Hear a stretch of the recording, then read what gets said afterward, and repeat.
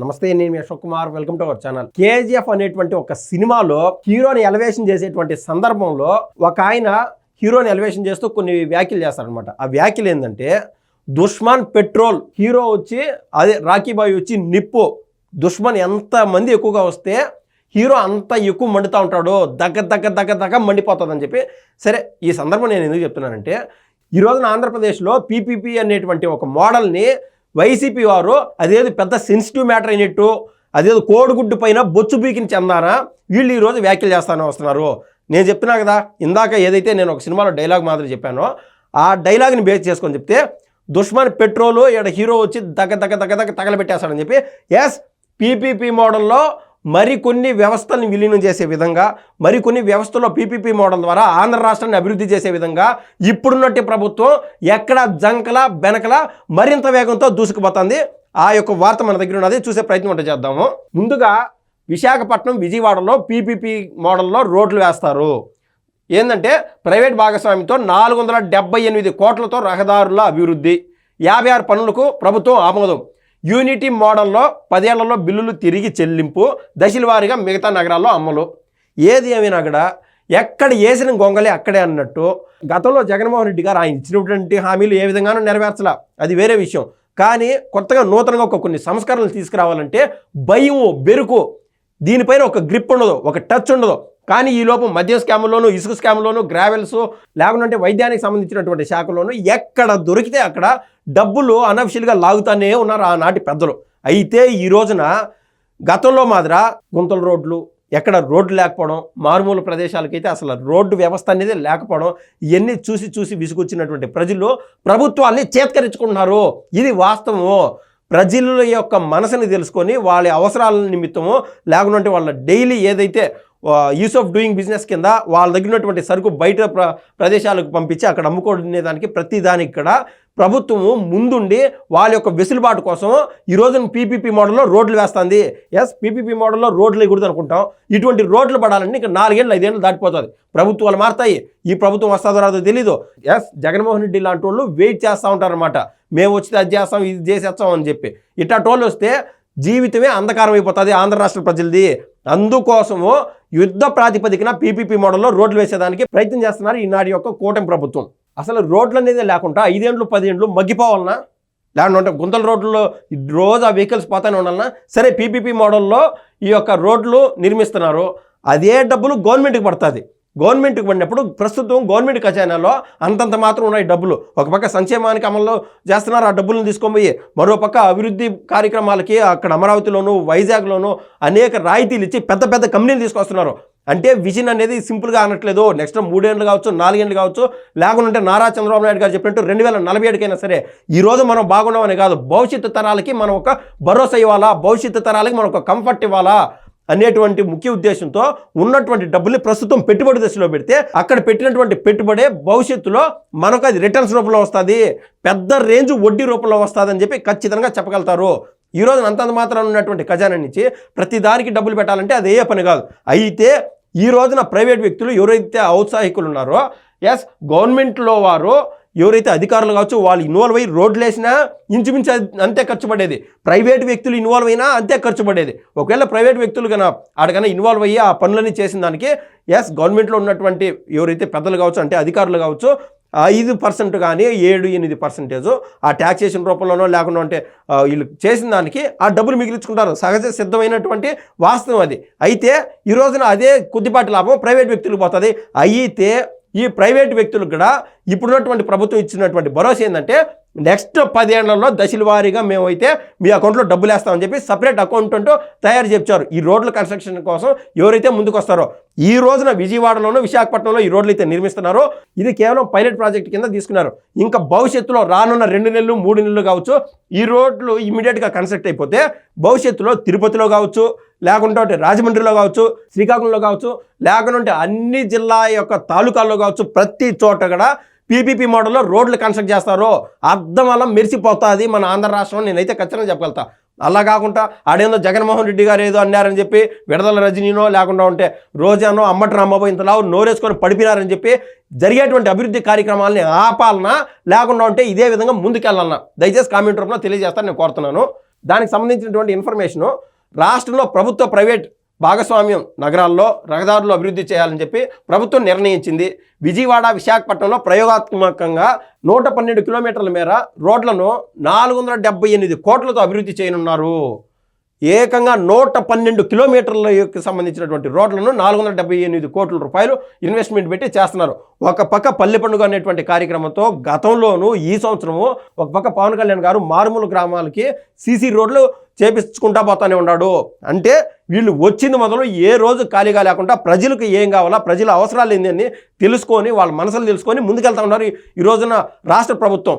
గతంలో ఉన్నటువంటి ముఖ్యమంత్రి మాదిర అక్కడ ఇంట్లో కూర్చొని పెద్ద పెద్ద సోఫాలో కూర్చొని పబ్జీలు ఆడుకోవాలా, లేకుంటే పెద్ద విలాసాలు బంగ్లాలు నిర్మించుకోవాలా, ప్యాలెస్లు నిర్మించుకోవాలనేటువంటి దృక్పథం, ధ్యేయం, సొంత ఆర్జన పైన ఈనాటి ప్రభుత్వ పెద్దలకి ఏ మాత్రం లేదని చెప్పి ఇటువంటి కార్యక్రమాలు చూస్తే మనకు ఖచ్చితంగా అర్థమవుతుంది. ఏమవుతుంది? ఎస్, ఈ రోడ్లు అయితే కన్స్ట్రక్ట్ చేస్తున్నారు. నేను ఇందాక నెట్టు కోడిగుడ్డు పైన బొచ్చు బీకిన చందానా వీళ్ళే ఉంటారు. పీపీపీ మోడల్లో చంద్రబాబు నాయుడు గారు వాళ్ళకు లాగేసి పెట్టారు, లేకుంటే కళ్యాణ్ గారు వాళ్ళకి డబ్బులు ఇచ్చారని చెప్పి ఇది భారతదేశంలో సహజ సిద్ధంగా ఉండేటువంటి కంప్లైంట్లు సర్వసాధారణము. ప్రతిపక్షం విపక్షంలో ఉన్నటువంటి వాళ్ళు ఎప్పుడెప్పుడు ఏమన్నా దొరుకుతుందో చూద్దాం అనుకుంటారు. అవసరమైతే ఆ డాక్యుమెంట్ రూపంలోనో పేపర్ రూపంలోనో ఎవరికి ఎంత చేరింది, ఏం తప్పు జరిగింది అనేది ఒక ఎవిడెన్స్తోనూ ఒక అమెండ్మెంట్ రూపంలోనూ లేకుంటే జీవోలు చూపించి మరి మాట్లాడితే, లేకుంటే అవసరమైతే ఆర్టీఐ యాక్ట్ వరకు పోయి ఆ ఇన్ఫర్మేషన్ తీసుకొని ప్రజల మధ్యగా పెడితే అర్థం చేసుకుంటారు. బేస్లెస్ ఎలిగేషన్స్ ఎవరు నమ్మేటువంటి పరిస్థితిలో ఆంధ్ర రాష్ట్ర ప్రజలు లేరు. నేను చెప్పినట్టు ఈ రోడ్లు కన్నా వేయకుంటా ఉంటే ఆంధ్ర రాష్ట్ర పరిస్థితి ఏంది? ఒకవేళ ఆటో డ్రైవర్ల యొక్క ఖాతాల్లో గతంలో 10,000 వేస్తూ వచ్చారు, ఈ సంవత్సరం 10,000 వేస్తున్నారు. ఏమవుతుంది? గుంతల రోడ్లు అక్కడ పోతారు, ఒక 10-12 రోజుల్లో మళ్ళీ రిపేర్లు వస్తుంది. ఎంత చికాగా ఉంటుంది డైలీ ఆ రోడ్లలో పోతూ ఉంటే. ఒకవేళ ఒక పలానా చోట గుంత ఉంటుంది, ఆ గుంత ఉంటుంది కదా ఆటో ఇటు పోతుంది, ఈలోపు బైక్ అతను నుంచి అతను యాక్సిడెంట్ అవుతుంది. ఇలా అనేక ఇబ్బందులు జరుగుతూనే ఉన్నాయి. ఈ కార్యక్రమాలకి వీటిని అభివృద్ధి అంటారు. దీన్ని అంటే ఎవరు కడుపులోకి పోవట్లే, ఎవరు తినేదానికి పోవట్లే. అయితే ఇప్పుడు ఈ రాష్ట్ర ప్రభుత్వం వీళ్లకు అంటే మన రాష్ట్ర అభివృద్ధి కోసం రోడ్లు వేస్తుంది. అయితే సంక్షేమంలో ఏమైనా కోత పెట్టిందా? ఎవరికైనా అన్నదాత సుఖీభావ కింద ఏమన్నా డబ్బులు ఇవ్వకుండా ఉండారా? లేకుంటే తల్లికి వందనం అనేటువంటి కార్యక్రమం ఏమైనా ఆగిపోయిందా? లేకుంటే నాయి బ్రాహ్మణ సోదరుల అకౌంట్లో ఏమైనా డబ్బులు పడలేదా? లేకుంటే ఆటో డ్రైవర్ల సోదరుల యొక్క అకౌంట్లో డబ్బులు పడలేదా? ఉచిత బస్సు ప్రయాణం జరపట్లేదా?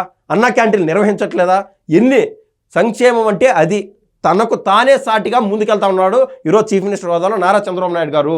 ఇందుకోసం పురపాలక శాఖ త్వరలో బిడ్లకు ఆహ్వానించనుంది. నాణ్యత పన్నుల్లో పారదర్శకత, దీర్ఘకాలిక నిర్వహణకు ప్రాధాన్యం ఇవ్వాలని లక్ష్యం. పనులు చేసిన గుత్తేదారు సంస్థలకు యూనిటీ మోడల్లో తిరిగి చెల్లింపులు చేయనున్నారు. దశల వారీగా మిగిలిన నగరాల్లోనూ ఇదే విధానం అమలు చేయాలని ప్రభుత్వం అయితే యోచిస్తోంది. నగరపాలక సంస్థల్లో చుట్టూ ఉన్న మున్సిపాలిటీలు, పంచాయతీలను విలీనం చేయడంతో కొత్త కాలనీలు వెలిశాయి. అయితే నిధుల కొరతతో ఈ ప్రాంతాలకు రోడ్లు, కాలువలు, తాగునీరు వంటి మౌలిక వసతులు కల్పించడం సమస్యగా అయితే ఖచ్చితంగా మారింది. దీనికి పరిష్కారంగా ప్రభుత్వం ప్రైవేటు భాగస్వామ్యంతో తొలుత రోడ్లు అభివృద్ధి చేయాలని ప్రభుత్వం నిర్ణయించింది. ఈ రోడ్లు వచ్చినప్పుడు ఆటోమేటిక్గా తాగునీరు కానీ ప్రతి ఒక్కటి కూడా ఆటోమేటిక్గా వస్తుంది. ఏదైతే మౌలిక సదుపాయాలు కన్నా కల్పనలో భాగంగా ముందుకెళ్తా ఉంటే రోడ్డే అనేదే లేకుండా అక్కడికి వెహికల్స్ పోయేది ఎట్లా, ఒకవేళ అక్కడికి ఏదన్నా సరుకులు తీసుకొని అమ్ముకోవాలంటే ఎట్లా, ఆడేమన్నా చిల్లరంగంలో పాడు పెట్టుకోవాలంటే అది ఎట్లా, ప్రతి దానికి రోడ్లు అనేది మెయిన్ ఇంపార్టెంట్. కొత్తగా వెలిసినటువంటి ఆ నగరాల్లో కూడా ఏదైతే కాలనీలు ఉన్నాయో అక్కడ కూడా రోడ్ల సదుపాయం కల్పించాలా.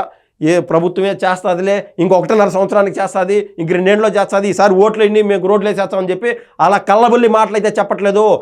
ఇవ్వనటువంటి అడగనటువంటి హామీలు కూడా ధైర్యంగా ధీటుగా తనకు తానే సాటిగా పోటీగా ఈనాటి రాష్ట్ర ప్రభుత్వం దూసుకుపోతుందని ఖచ్చితంగా ఈ ఇన్ఫర్మేషన్ చూస్తే మనకైతే అర్థమవుతుంది.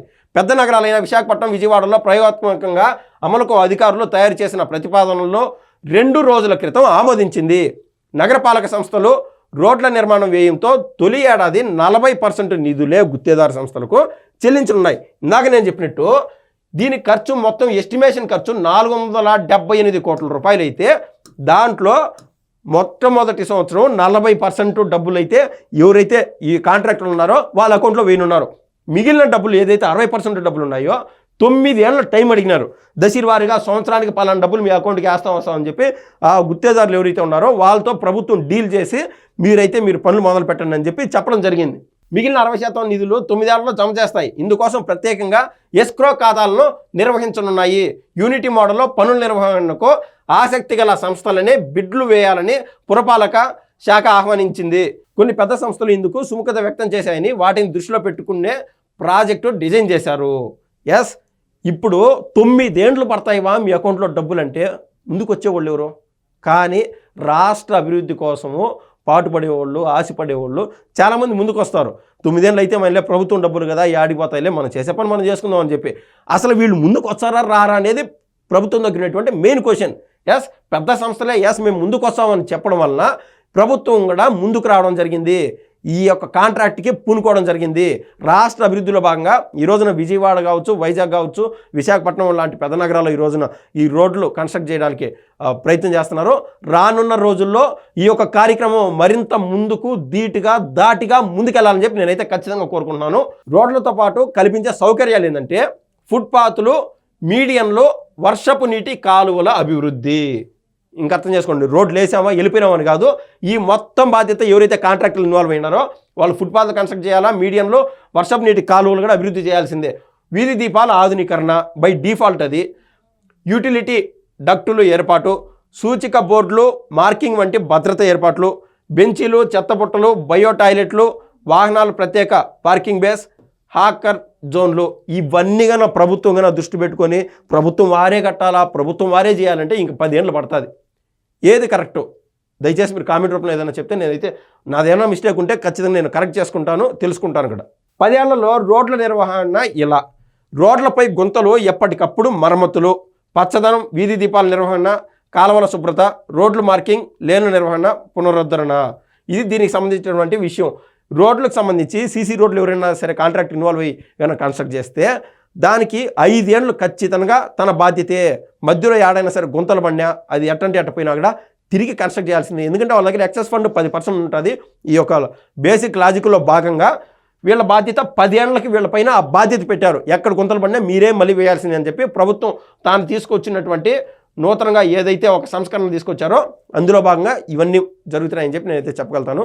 దీనిపైన మీ అభిప్రాయం తెలపాలని నేనైతే కోరుతున్నాను. ధన్యవాదాలండి.